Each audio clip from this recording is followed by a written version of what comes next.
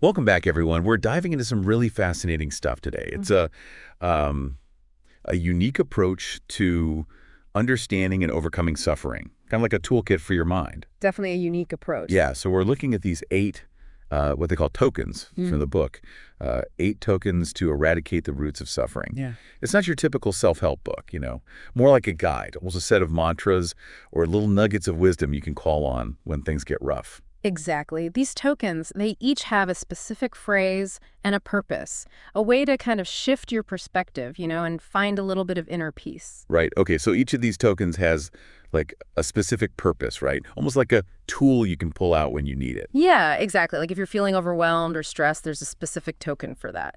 I love that. Okay. So let's start with token 1, compassionate presence. We hear a lot about being present these days, but what does it actually mean in this context? Well, I think the key here is being present with your experience, whatever it is, without resistance. So instead of pushing away discomfort or trying to escape it, you kind of acknowledge it. It's like almost like welcoming an unexpected guest. Oh, I love that analogy. The book uses that analogy too, about welcoming a guest. Like Yeah. you wouldn't just shove them out the door. Exactly. You'd offer them a seat, maybe a cup of tea, and just let them be there. Right. And with compassionate presence, you do the same for your discomfort. You create space for it and just allow it to be there. Without judgment, I guess. Exactly. No judgment, just acknowledging that it's there. So it's like, instead of fighting against it, you just let it be. Right. And the interesting thing is when you do that, when you really allow yourself to experience the discomfort, it can actually transform. Okay, so by being present with the discomfort, we create the conditions for transformation. Mm. I'm curious about that. How does that actually work? Well, when you resist something, it creates tension, right? But when you embrace it, you open yourself up to understanding it better.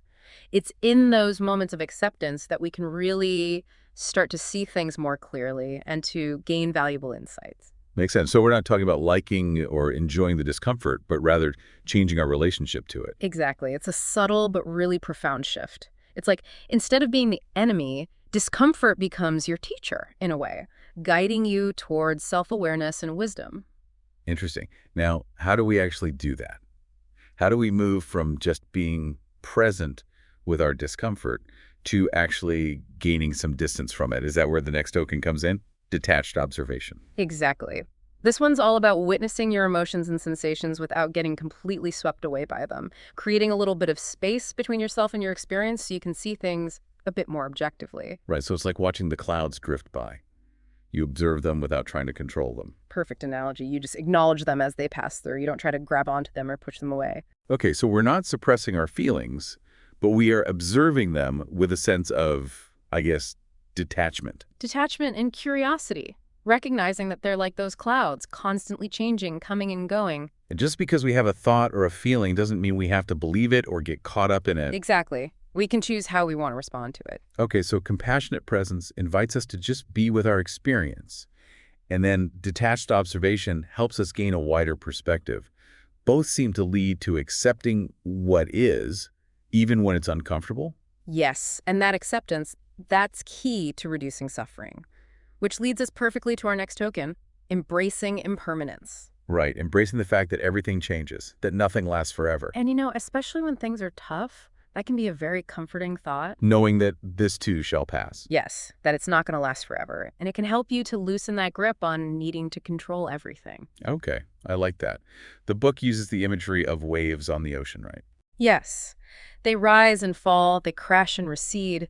But the ocean itself remains. It's constant, right? It's vast and enduring. So we too can find that sense of inner peace that isn't shaken by the constant ebb and flow of life. Instead of resisting change, we learn to ride those waves. Exactly. And, it's often that resistance to change that creates the most suffering. We cling to what we want to stay the same. Right, or we avoid what we don't want to experience. Exactly. But the truth is, life is a constant dance between joy and sorrow, ease and difficulty. And when we accept that dance, when we embrace that impermanence, we find freedom. And that freedom, it allows you to experience life more fully, without that constant need to control to resist. Which leads us to the next token. Okay, let's hear it. What's next on this journey of ours? Token 4, authentic boundaries. Oh, boundaries. So crucial, but often misunderstood. Absolutely. Setting boundaries, a lot of people see it as selfish or confrontational, Right, but they're essential. but it's actually an act of self-care and respect, both for yourself and for others. So the book emphasizes that setting boundaries is not about shutting people out or being rigid, No, not at all. It's about being clear about what you're willing to tolerate and what you're not. and then communicating that, right? Exactly. And communicating those boundaries with compassion and clarity. It's about creating healthy relationships. Yes. Sustainable relationships. Ones that honor everyone's needs. Right. Sometimes that means saying no, even when it's hard. Absolutely. Even when it feels difficult. Like the book gives that example, right? Yeah. Saying no to a request that would drain your energy. Or compromise your integrity. Right, yeah. It's a small act, but it can make a huge difference. So by setting these authentic boundaries, you avoid unnecessary suffering for both yourself and the people around you. And it creates space for greater harmony and understanding, which leads us to a token that's all about, that inner freedom. Okay, I'm intrigued. Tell me about this next token. Token 5 is inner liberation. And this one is all about realizing that your well-being doesn't depend on anything outside of yourself. Inner liberation. Sounds pretty profound. So does that mean like detaching from everything, becoming a hermit? That's a common misconception. It's not about withdrawing from the world, it's more about recognizing that your happiness comes from within, not from like external circumstances or possessions. So it's not about what we have or don't have, but how we relate to those things. Yes, exactly. It's more about your internal state. The book uses this analogy. A tree with strong roots, it can weather those storms, right? Because its stability comes from within. Oh, the good one, the tree analogy. Yeah, so in the same way, when our sense of self-worth is rooted in something deeper than external validation, we can handle those challenges with more grace. Okay, that makes sense. So how do we cultivate this inner liberation? It sounds a bit abstract. It is a journey, and it starts with recognizing the ways we give our power away to external things. Okay. We'll definitely have to explore that further. But for now, let's move on to token 6. What's next? Token 6, compassionate growth. This one is all about viewing every experience, even the tough ones, as opportunities to learn and grow. Okay, growth, especially when it's born out of challenges. That's powerful. But how do we actually shift from seeing challenges as like setbacks to opportunities? It's easier said than done, right? It is. But it's a practice. It's like anything else. The book suggests we try to shift from suffering to curiosity. Instead of getting stuck in that pain or frustration, ask yourself, what can I learn from this? Reframing the situation. Exactly. Look for the lesson, the gift within that difficulty. It might be hidden, but it's there. The book uses the example of learning a new skill, right? Yes. It takes effort. Sometimes it's frustrating. But we don't see those challenges as failures, usually. Right. They're just part of the process. Learning takes time. You need patience. There will be setbacks. That's so true. Why don't we apply that mindset to everything? It's a good question. I think sometimes it's just our conditioning. We're taught to see challenges as problems to be avoided, or fixed. Rather than opportunities. Right.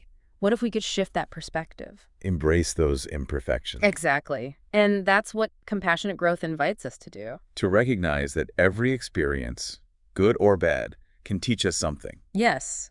It helps us expand our understanding, and it connects beautifully with our next token, which is about expanding our capacity for love and understanding. Okay, I'm ready for this one. What's next? Token 7 is limitless compassion. Compassion.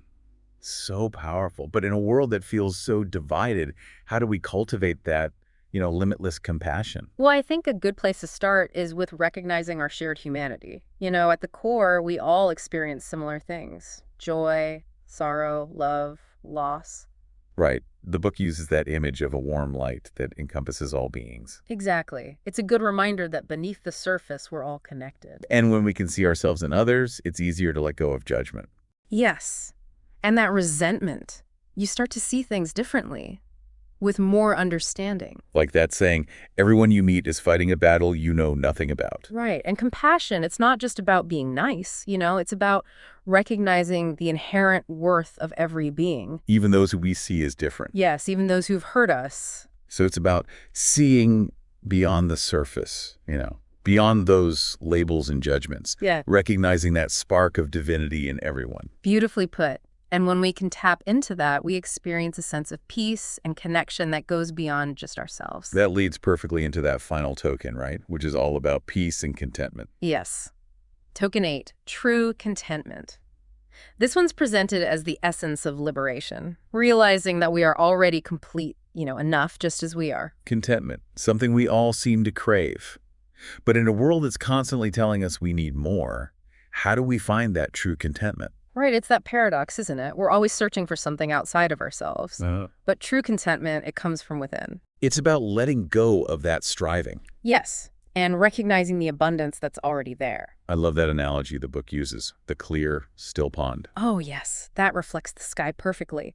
Because it's not agitated, there are no ripples. Such a peaceful image. Right. So when our minds are still, when we're not constantly chasing after something, we can finally just be present. And in that stillness, we discover that we already have everything we need. Exactly. So it's not something you have to achieve, it's already there. Wow, that's quite a shift in thinking. It is, and it doesn't mean you stop setting goals or trying to make a positive impact. It just means that your primary source of fulfillment comes from within. So we can still be ambitious and driven, but we're doing it from a place of peace rather than lack. Exactly, and that makes all the difference. It allows you to live more fully, to love more deeply, to create a more meaningful life. Wow, that's quite a journey we've been on. We've explored those first 8 tokens, each one offering a different perspective on overcoming suffering. It's been quite a journey, each token a powerful tool for transformation. I agree. I'm feeling really inspired. But before we go any further, I want to go back to one of the earlier tokens that really resonated with me, compassionate presence. It's really about, creating that space of acceptance for whatever we're feeling, even if it's something we'd rather not deal with. Right. It's like instead of pushing it away, we say, okay, this is here. I see you. Yeah. Giving ourselves permission to feel whatever comes up without that judgment. And that can be so powerful, that acceptance, because it allows us to stop fighting ourselves, Yeah, exactly. It's like we're finally making peace with our inner world. And in that space of peace, that's where healing and growth can happen. I think that's what resonates so much with me. It's not about liking the discomfort, right? It's about changing how we relate to it. It's a shift in perspective. Instead of the enemy, it becomes the teacher. And that's where detached observation comes in, I think. Creating that space so we can see those emotions without being overwhelmed. Exactly. We're not suppressing them. We're just observing. Like imagine you're watching a movie. Okay, yeah. You can see what's happening on screen, but you're not actually in the movie, right? Right. You're not getting caught up in the drama. So we become this curious observer of our own inner world. Noticing the thoughts, feelings, sensations, but not getting lost in the story. That makes a lot of sense. And embracing impermanence, that adds another layer, doesn't it? Remembering that even the tough stuff won't last forever. It can be so grounding, that reminder, especially when you're in the middle of a really difficult time. Like, okay, this is intense, but it's not going to be like this forever. The ocean analogy, it's so helpful. Because even when the waves are crashing, there's that deep stillness underneath. That's a beautiful way to put it. We all have that stillness within us, that unshakable ground of our being. And we can access that, even in the middle of chaos. Exactly. It's about tapping into that resilience that we all have. Okay, so we've talked about being present with our experience, gaining a wider perspective, and accepting that everything changes. But what about when our peace is disrupted from the outside? Other people, difficult situations. That's where those boundaries come in. Authentic boundaries. So important. It's about recognizing that you have a right to protect your well-being. I used to struggle with that, setting boundaries. I felt like I was being selfish. I think a lot of people feel that way. But this token really helped me see it differently. It's actually an act of self-care. For yourself and for others. Because if we're constantly depleted, we can't show up for anyone. Right. You can't pour from an empty cup. We need those boundaries to create those healthy relationships where we don't feel resentful or drained all the time. And setting boundaries, it does get easier with practice. Like anything, right? It's a muscle we can strengthen. And the rewards are so worth it. More peace, more joy, more freedom. Which brings us to that idea of inner freedom, right? Yeah. Token 5, inner liberation. Tell me more about that. This one's all about recognizing that your well-being doesn't depend on anything outside of you. It's about letting go of that belief that you need certain things to be happy. That's a big one, I think. Yeah. Especially with all the messages we get telling us we need more, we need to achieve more. It's constant, isn't it? But true happiness, it's not about what you have, it's an inside job. That tree analogy again, right? When our roots are strong, we can weather any storm. And those roots, they come from connecting with your true nature, with that inherent worthiness that we all have. So it's not about detaching from the world, but finding that source of happiness within. Yes, and that allows us to embrace all of life's experiences, even the challenging ones. Which leads us to compassionate growth, learning from those challenges. Instead of getting stuck in the suffering, we ask, what can I learn from this? It's like looking for that hidden gift. Every experience, good or bad, can teach us something. I love that. It's not just about survival. It's about growth, becoming wiser, more compassionate, It's about recognizing the transformative power of those difficult experiences. and being open to that transformation, which connects beautifully with limitless compassion. Expanding our capacity for love and understanding, remembering that we're all interconnected, part of the same human family. That's so important, especially in a world that feels so divided. It is. It's about remembering that beneath the surface, we're all going through similar things. We all experience joy and sorrow, love and loss. And when we see that, it's easier to let go of judgment, to offer forgiveness. Compassion is about recognizing the worth and dignity of every being, not just the people we like or agree with. It's about seeing beyond those differences to that shared humanity that connects us all. And when we tap into that, we experience a profound sense of peace. Which leads us to that final token, true contentment. The realization that we are already whole and complete, just as we are. A lot of people struggle with that, I think. That idea of contentment. We're always striving for something more. It's like we've been conditioned to believe that happiness is something we have to earn. But this token reminds us that it's already there, inside of us. It's about letting go of the striving and recognizing the abundance that already exists. That image of the clear, still pond, it's so powerful. When our minds are still, we can finally just be. We can experience the fullness of this moment. And in that stillness, we discover that we already have everything we need. Contentment isn't something we have to achieve, it's something we uncover. And it doesn't mean we stop setting goals or striving to make a difference. It just means that our primary source of happiness comes from within. So we can still be ambitious and driven, but we're coming from a place of peace rather than lack. Exactly. And that makes all the difference. So how does this all connect to the bigger picture? What does it mean for us, for our listeners? Well, it means that we have a choice in how we respond to life's challenges. We can choose to embrace these tokens, to cultivate these qualities of compassion, presence, detachment, to honor our boundaries, to nurture that inner liberation, to approach growth with compassion, to connect with that limitless compassion that exists within us, and to discover that true contentment that's always available. It's empowering, isn't it? Knowing that we have the power to create a life filled with peace and meaning. Absolutely. And these tokens, they're not just concepts to think about, they're tools we can use, reminders to help us navigate the ups and downs of life. And by practicing these principles, we can transform our relationship with suffering. We can create a deeper sense of inner peace and freedom. It's a journey, but it's a journey filled with possibility and hope. Absolutely. And as we wrap up our exploration of these 8 tokens, is there a key takeaway you'd like our listeners to remember? It's a lot to take in, isn't it? But if I had to choose one thing, it would be this. You are not your suffering. That's so powerful. Our suffering is a part of life. It's part of being human.